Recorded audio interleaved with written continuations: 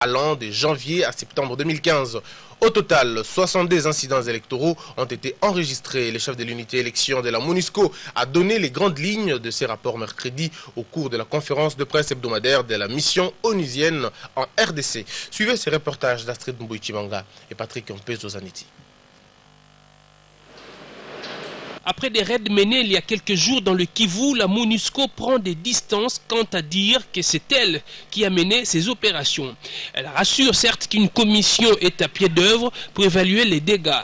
Devant la presse ce mercredi, la mission onusienne a fait savoir que la situation sécuritaire au Nord Kivu demeure tendue et instable. Le chef de l'unité élection de la MONUSCO a à son tour présenté les grandes lignes du rapport sur les violations du droit électoral en RDC sous la période allant de janvier à septembre 2015. Ce rapport fait état de 62 incidents électoraux enregistrés avec un nombre élevé en janvier, août et septembre.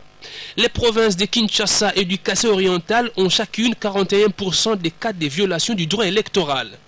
OCHA informe pour sa part que le HCR et les PAM, dans un communiqué conjoint, ont affirmé être dans l'impossibilité de poursuivre l'assistance humanitaire auprès des 100 000 réfugiés centrafricains vivant en RDC.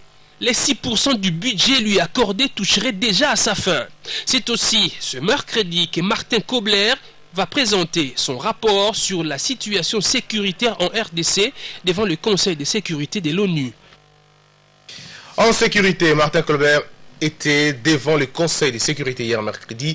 Représentant de Ben Ki-moon en RDC a présenté son dernier rapport sur la situation sécuritaire en RDC et le processus électoral. Les grandes lignes de ces rapports vous seront présentées par Astrid Mbouichimanga dans nos prochaines éditions.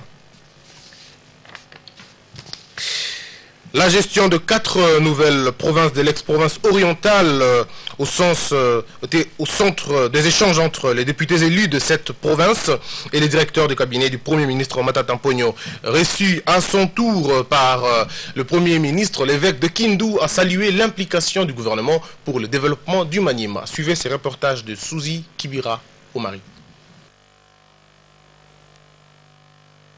Ces députés élus des 4 nouvelles provinces de l'ex-province orientale ont soumis leur doléance au gouvernement concernant les entités territoriales décentralisées. Avec un recueil d'informations, nous avons souhaité être reçus par son Excellence Monsieur le Premier ministre, qui est fortement pris par ses charges d'État, et il nous a recommandé son directeur du cabinet, à qui nous avons soumis ces requêtes d'informations pour permettre au gouvernement de prendre des mesures administratives et gouvernementales idoines afin de régler certains problèmes liés à l'administration publique et surtout à la chaîne de paie ainsi qu'à la rétrocession des fonds dans les ETD et aussi les frais de fonctionnement des assemblées provinciales.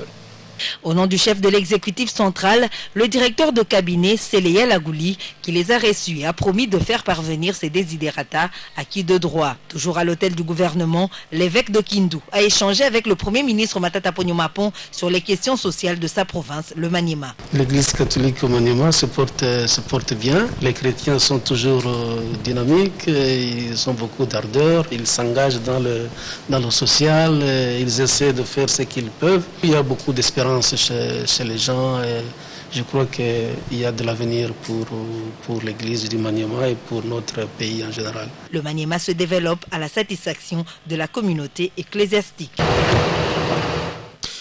Toujours en province, le mandat de 5 anciens députés de l'Assemblée provinciale du Congo central, suspendu par le bureau de l'Assemblée provinciale, décision motivée par les recommandations de la conférence de présidents réunis dans la salle des plénières. De précision avec notre correspondant de Matadi, Pierre-Envik Nsimba Basilois. Les députés provinciaux Séraphin Bavouidi, Romain Poto, Nicolas Mabeka, Deon Koussou et David Koukoudi-Mayeye ne sont plus autorisés à siéger avec leurs anciens collègues en attendant l'épuisement de la procédure ayant trait à leur réintégration après avoir exercé des fonctions politiques incompatibles. Ainsi en a décidé le bureau de l'organe délibérant qui vient de mettre fin à leur participation aux travaux et par conséquent n'ont plus droit à tout avantage faute de qualité comité des députés provincial. Une décision motivée par les recommandations de la conférence des présidents tenue dans la journée dans la salle des plénières. Question de faire respecter les règlements d'ordre intérieur de l'Assemblée provinciale, a indiqué le député provincial Mambo Luamba, président de la commission PAJ. Nous sommes d'accord pour leur réintégration, mais c'est la procédure qu'on doit achever. Ils n'ont pas qualité jusqu'à présent pour n'avoir été pas validés. La plénière les a invalidés en 2007. On doit maintenant valider leur mandat. Donc c'est une question de procédure. Contacté, l'un des anciens députés surnommé G5 a promis de s'exprimer dans les heures qui suivent. Pour rappel, c'est au cours de la plénière du 17 avril dernier que l'Assemblée plénière a pris acte du rapport de la commission PAJ sur la reprise des mandats parlementaires des intéressés qui, du reste, ont même siégé le 30 septembre dernier avec leurs collègues lors de l'ouverture solennelle de la session ordinaire de septembre. Et disons que ces derniers touchaient déjà depuis plusieurs mois leurs émoluments de Matadi, Pierre Vikansim, Babasiloa, RTGA. Et cette exclusion qui fait parler d'elle depuis peu, Willy Makiashi est exclu du bureau politique du parti lumumbiste unifié.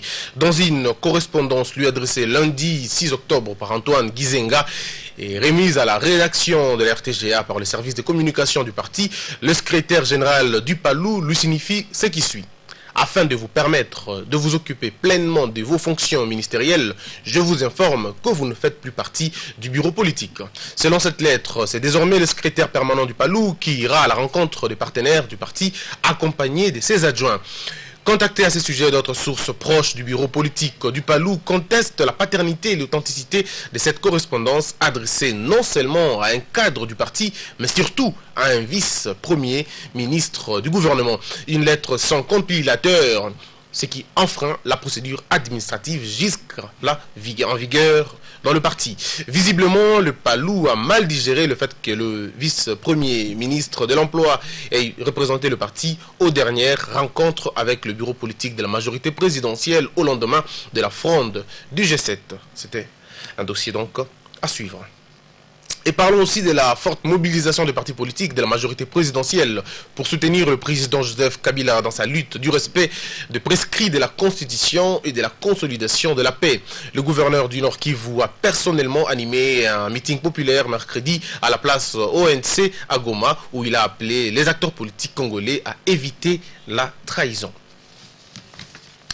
Nous allons parler également de ces 4 millions de dollars. C'est la somme allouée par le gouvernement japonais aux communautés engagées dans la réintégration d'enfants sortis des groupes armés et des enfants vulnérables. L'accord de ces dons signé mercredi entre le gouvernement congolais et japonais s'inscrit dans la mise en œuvre du 3e plan national de désarmement, de démobilisation et de réintégration de DDR. 1000 enfants bénéficieront d'une réintégration dans leur communauté d'origine. Je vous propose de suivre ces reportages réalisés par Souzi Kibira Omari et Serge Moloa.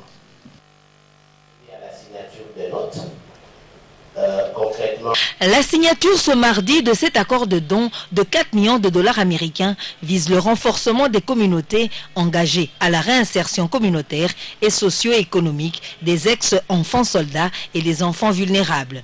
Les victimes des violences sexuelles dans les territoires de Rutshuru de la province du Nord Kivu à l'est de la RDC sont aussi comptés parmi les bénéficiaires de ce projet. J'adresse mes chaleureux remerciements au gouvernement japonais pour son engagement en faveur de la consolidation de la paix à l'est de la RDC qui se manifeste par la signature de cet accord de 4 millions de dollars.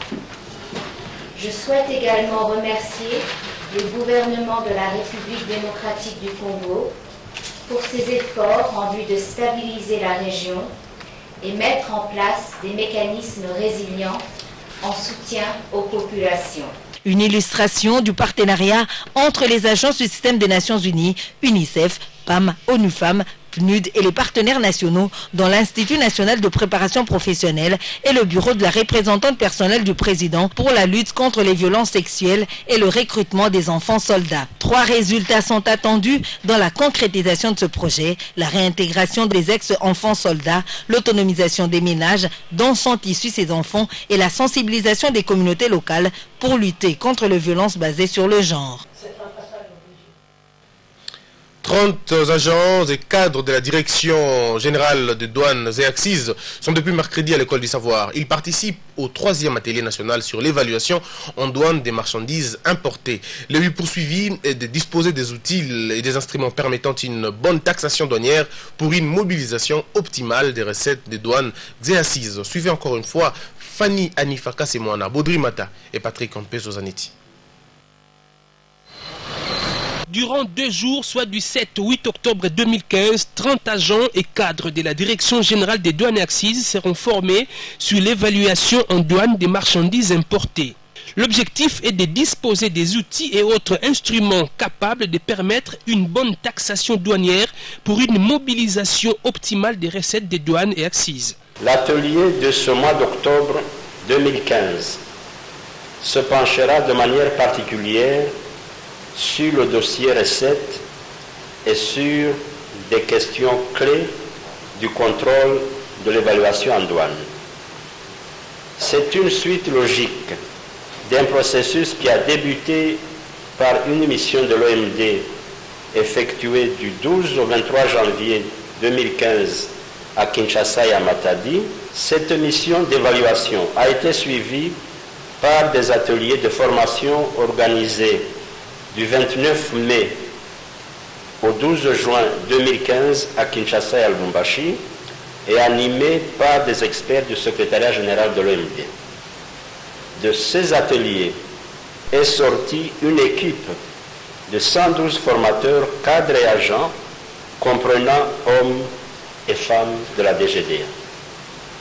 Ceux-ci sont depuis le mois de juillet en mission de restitution à travers toutes les provinces douanières de notre pays.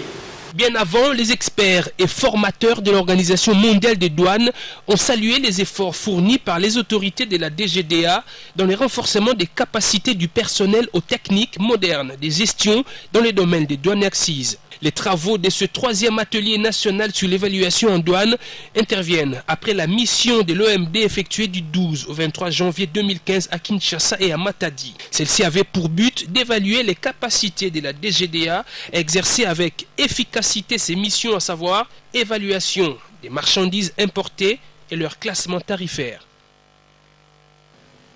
Et vous le savez, l'humanité a célébré le 7 octobre la journée mondiale d'action pour un travail décent. En République démocratique du Congo, le travail décent n'est qu'une vue de l'esprit due certainement à la mauvaise gouvernance politique, économique, sociale et environnementale de l'État depuis 1960. Cette année, le thème choisi est halte à la cupidité des entreprises. Abdoul Soko et Patrick Isso Bongese Bokuma nous retracent les grandes lignes sur cette journée. Une fois encore, la planète entendra les voix des travailleuses et des travailleurs à l'occasion de la Journée mondiale de l'action pour un travail décent.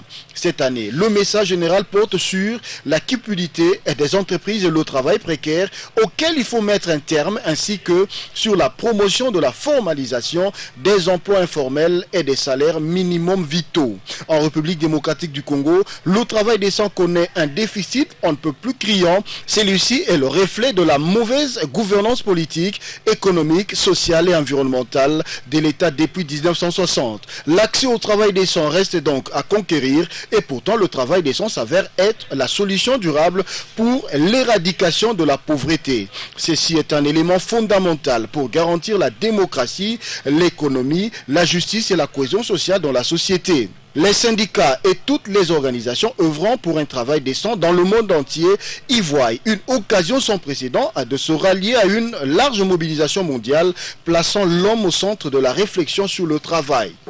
Estimer également que les entreprises et les services qui pratiquement piétinent sous les droits des syndicats puissent désormais respecter la loi. Parce que en s'obstinant de laisser les syndicats fonctionner librement dans leurs entreprises et services, ils violent la loi, notamment le Code du travail, qui nous recommande les bonnes relations professionnelles entre employeurs et représentation syndicale. Si la réforme n'est pas associée avec les partenaires sociaux, aucune chose ne pourra marcher.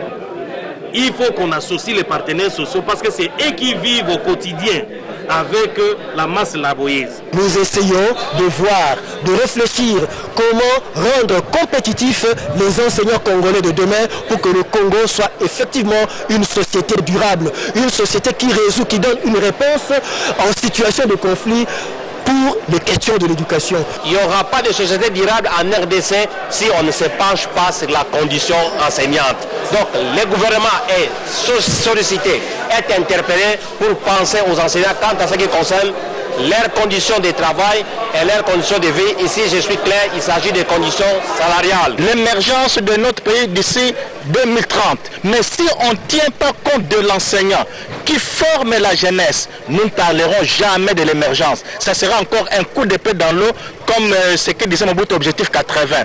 Donc, nous demandons au gouvernement de prendre ses responsabilités parce que sans enseignants, il n'y aura pas d'émergence. Le combat pour un travail décent reste pourtant la meilleure manière de lutter contre la pauvreté mondiale.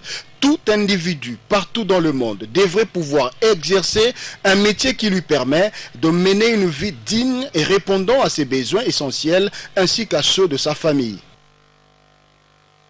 Une autre journée commémorative, c'est celle du 8 octobre. Donc aujourd'hui, le monde célèbre la journée mondiale de la vue. En RDC, le ministre de la Santé, à travers le programme national de la santé oculaire et de la vision, a lancé mardi une campagne de sensibilisation de ce qu'on appelle le glaucome.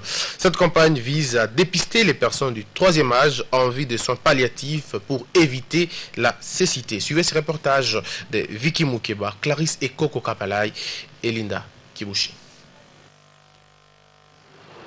C'est sur initiative du ministère de la Santé que le programme national de la santé oculaire de la vision a lancé la campagne de sensibilisation sur le glaucome. Au total, 84 personnes du 3e âge sont attendues pour être dépistées contre cette maladie.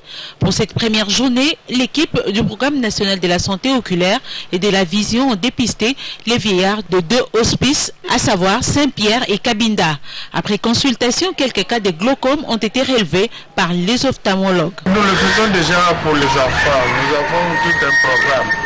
Mais pour les vieillards, ça fait longtemps qu'on n'a plus fait ça. Et on a voulu profiter de ce moment pour se faire examiner, pour dépister à temps tout problème qui peut entraîner la cécité.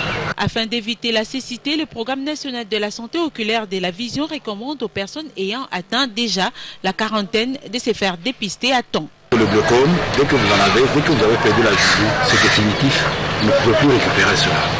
C'est cela qu'il faut le faire à temps. Et pour éviter la cécité. Et notre journée mondiale de la vue a comme thème santé universelle. Donc, avec comme appel à l'action, santé pour tous, santé oculaire pour tous. Donc, les vieillards, les adultes, on a voulu commencer par les gens assez vulnérables, qui sont des gens de 3e âge, et on doit continuer pour le reste des âges. D'après les statistiques, 1,2% de taux de cécité en République démocratique du Congo. Cette année, le thème retenu pour la célébration de la journée mondiale de la vue, le 8 octobre prochain, est santé universelle, santé oculaire pour tous. Restons dans le chapitre de la santé. Cette dame continue ses exploits. Elle, c'est Madame Olive Lembe Kabila, première dame de la République, grâce à qui 311 cas ont été traités lors de la 2e phase de récupération de la 2e caravane médicale présidentielle. Marie-Olive Lembe Kabila, dans la vision de l'initiateur de cette campagne médicale, Joseph Kabila Kabange, a promis la récupération de 91 cas pour la 3e phase. Un soulagement pour les goitreuses et les goitreux, ainsi que d'autres patients en quête de soins. Suivez ces reportages de Souzi Kibira Omari. Dans 10 jours, les léopards médicaux, composés des médecins de Kinshasa et du Katanga, ont entamé la 2e phase de récupération des goitreuses et goitreux, ainsi que des cas spécifiques enregistrés lors de la 2e caravane médicale présidentielle. Sur instruction de la première dame de la République démocratique du Congo, Marie-Olive Lembe Kabila, 311 cas sur la liste d'attente ont été opérés pour cette 2e phase. L'hôpital Jason Sendoué a été choisi comme site pour ces interventions. Un bilan jugé positif par le coordonnateur de cette campagne. Nous avons pris 35 malades. Nos listes d'aujourd'hui prévoient 18 malades. Et vous venez de la salle d'opération. Nous sommes pratiquement déjà à la deuxième rotation. Les bénéficiaires, parmi lesquels Chibola Ntumba, qui a porté son goitre pendant 40 ans, ont remercié l'épouse du président de la République, Marie-Olive Nebekabila. Napiga Mungu aksanti sana. Napiga Mungu aksanti. Juu ya nini? Hii malari balinisema vya mingi. Oh ni buloji, oh ni nini, nimesema Mungu mwenyewe ndio anayua.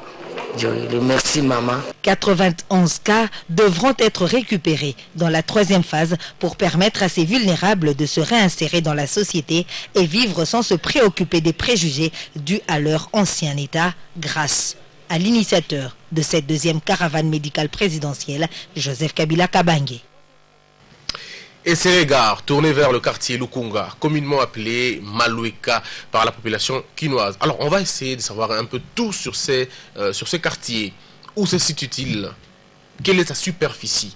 Mais nous n'allons pas oublier de parler aussi de problèmes dans lesquels sont confrontés les multiples habitants de ces quartiers. Ils connaissent beaucoup de problèmes. On essaiera d'en parler dans cet élément de Jean-Jacques Kalonji que nous vous proposons de suivre. 2,8 km², c'est la superficie du quartier Lukunga situé dans la commune de Ngaliema, jadis appelé Malueka, nom du village du chef coutumier Kanza. Ce quartier va changer d'appellation pour prendre celle de Lukunga en 1994 suite au découpage effectué par le bourgmestre Nzolana, commissaire des zones à l'époque sous le régime du feu président Mobutu.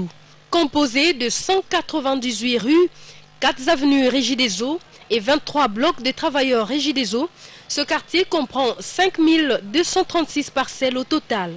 Le nombre de la population s'élève à 47 215 habitants, dont 46 778 Congolais et 437 expatriés, selon les données qui datent de 2014. À la tête de ces quartiers depuis 11 ans, soit de 2001 jusqu'à ces jours, le chef du quartier Lukunga, François Koulandana Satissa, présente ici la situation géographique de son quartier. Le quartier a 2,8 km², c'est ça la superficie de mon quartier. Elle est limitée à l'est par la rivière Binza. Là, il y a un autre quartier, c'est le quartier Manenga. À l'ouest, séparé par la rivière Lukunga. Là, il y a la commune de Mongafula. Notre séparation, c'est la rivière Lukunga. Donc, au nord, par le quartier Bumba. Hein? Et au sud, par le quartier Bumba. Malgré la renommée de son nom, le quartier Malueka est longtemps resté enclavé depuis des décennies. Mauvais état de route, absence d'un marché moderne, pénurie d'eau, manque d'électricité. Voilà le tableau peint de ce quartier. Nous demandons à nos autorités qu'ils essayent un peu de voir le quartier Malueka, le quartier Malukunga, d'arranger cette avenue. Le programme était qu'on allait faire ça en 2015, mais l'année est passée comme ça. On ne sait pas. Ça, c'est le programme de l'État, des autorités. Nous attendons toujours. Nous sommes la population, nous attendons nos autorités jusqu'à ce qu'ils viendront faire ça. C'est à peine le centre de traitement d'eau de la Régie des eaux qui est plutôt sous la juridiction de la commune de Mongafula qui essaye de redorer l'image ternie de ce vieux quartier, comme pour sauver les meubles. Ne soyez donc pas étonnés de voir la rédaction de l'RTGA descendre dans votre quartier pour parler de vos problèmes. C'est dans la perspective de la rédaction. Terminons avec le sport. 1-0, c'est le score qui a sanctionné le match final de la 6e édition du challenge de l'ère Kawino à Chikapa dans la province du Kasaï. L'association sportive Éléphant a eu raison de corbeaux en présence de centaines de sportifs et d'autres autorités de Chikapa au terrain Saint-André dans la commune de Didumba 2. Trophées, vareuses, bottines et enveloppes d'argent ont été remises aux équipes gagnantes dans plusieurs différentes sportives. Suivez ces commentaires de Pamphile Kayombo. C'est au terrain Saint-André, dans la commune de Dibumba 2, à Chikapa, qu'a eu lieu la finale de la 6e édition du challenge de l'ère Kawino Ndongo, actuellement vice-gouverneur du Kasaï central. Finale remportée par l'AS Club Éléphant par un score d'1-0 face au Corbeau, deux équipes juniors de Chikapa. Les différentes équipes finalistes de différentes disciplines ont bénéficié, outre les trophées, des jeux de vareuse et paires de bottines portant une griffe Kawino. Une somme importante d'argent a été remise à chaque équipe participante à cette 6e édition du Challenge de l'Air Kawino par le maire adjoint de Chikapa au nom de l'organisateur. Occasion propice pour l'envoyé spécial de Deler Kawino de révéler à de nombreux sportifs l'objectif poursuivi par l'initiateur de ce challenge qui vise la promotion, la prise en charge et l'épanouissement de la jeunesse.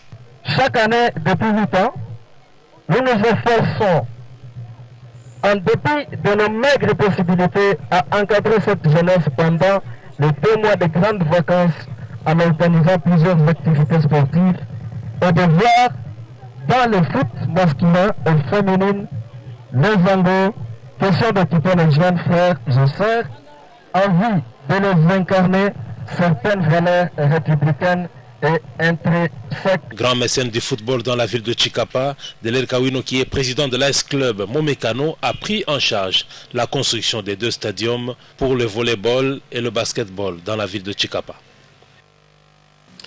Et c'est la fin de ce journal des midis, rappelant les principaux titres. Les acteurs impliqués dans le processus électoral en RDC sont conviés à s'investir fortement dans l'organisation des élections. Cet appel est de la synergie de la société civile spécialisée dans le domaine des élections. Le parti Lumumbiste unifié a exclu le vice-premier ministre et ministre de l'Emploi, Travail et Prévoyance sociale du bureau politique, sanction suite à la présence de Willy Makiashi aux récentes rencontres de l'AMP après la fronde du G7. Et avec vous, nous avons certainement parlé de ces quartiers Lukunga, autrefois appelés Malueka. Nous avons relevé leurs difficultés. C'était un reportage de nos confrères Jean-Jacques Kalonji. Ainsi s'achève ce journal coordonné par Irène Moussouné. Merci de l'avoir suivi au quartier Monastakitari dans la ville d'Athènes, en Grèce, comme partout dans le monde.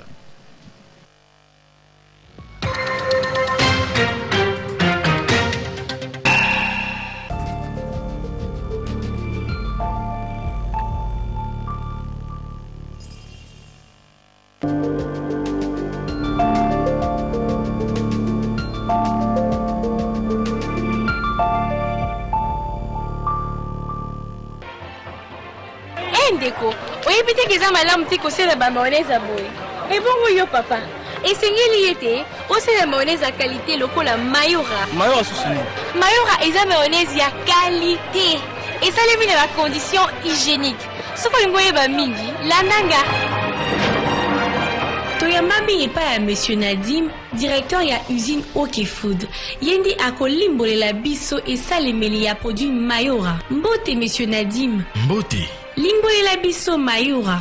Mayora ezali lolenge ya sika na momesano ya kolia ya bakongole. Tolingi kopesa na balei nyonso motindo ya kozala na eteni na ye ya mayonnaise ya mikolo na mikolo na lolenge ya bopeto makasi.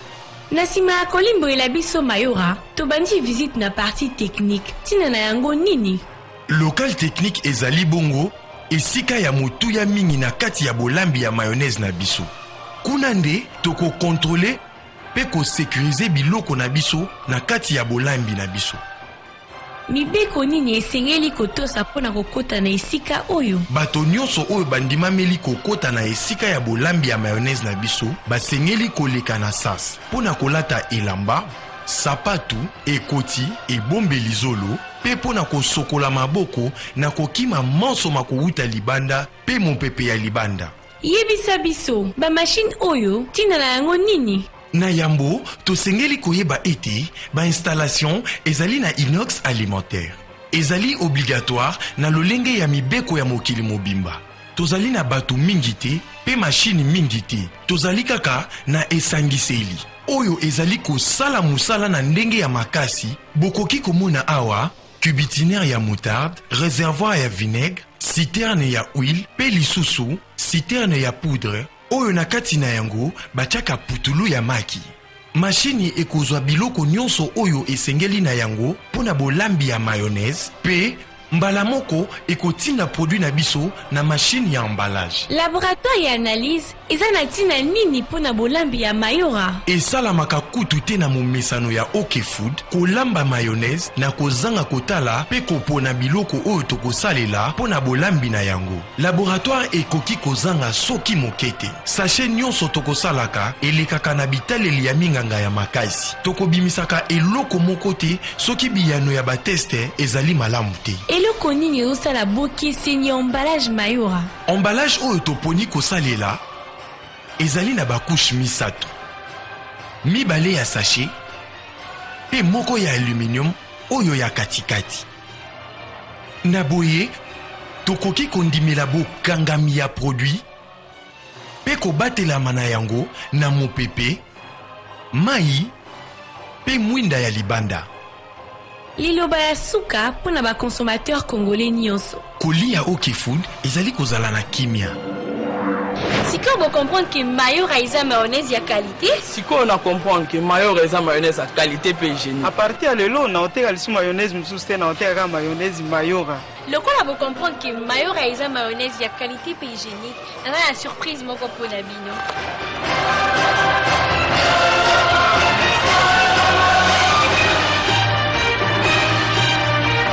Voilà. Siko tokomina suka reportage na biso. N'oubliez pas, la mayonnaise Mayora, c'est une dose de bonheur dans vos repas.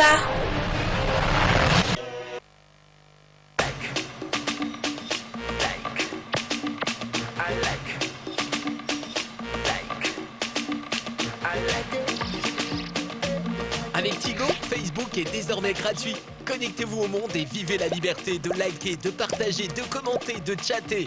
Soyez Tigo et bénéficiez de la gratuité de Facebook. N'hésitez plus, connectez-vous sans activation. Avec Tigo, Facebook est gratuit partout, pour tous. Tigo. Bonjour, moi je suis spécialiste en chirurgie. Et dans ma profession, on a besoin de mains parfaitement propres et sans microbes. C'est pour ça que j'utilise le nouveau produit 22 qui me garantit de mains non seulement propres, mais parfaitement désinfectées. Tout au long de la journée, nos mains sont envahies par de nombreux microbes. La nouvelle solution hydroalcoolique 22 permet de détruire plus de 99% de ces microbes dangereux. Alors, c'est facile à utiliser. Vous prenez un petit peu dans votre main, vous frottez, jusqu'à ce que ça sèche. Avec 22, pas besoin d'eau, pas besoin de savon. Et c'est très pratique quand je me déplace d'un malade à un autre, d'une chambre à une autre. Nouveau, 22 désinfectants pour les mains, laisse vos mains douces, propres et avec une odeur fraîche. Alors, faites comme moi, utilisez-le.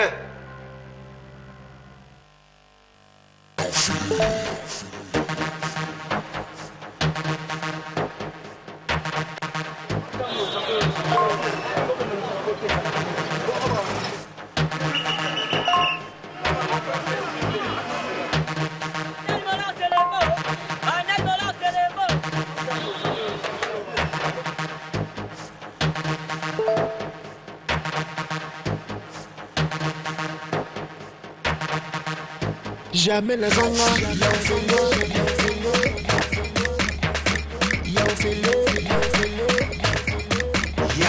Venez célébrer avec nous la Viking 2015. Achetez un forfait de 10 000 francs congolais et obtenez gratuitement un téléphone i+, i111. Votre forfait de 5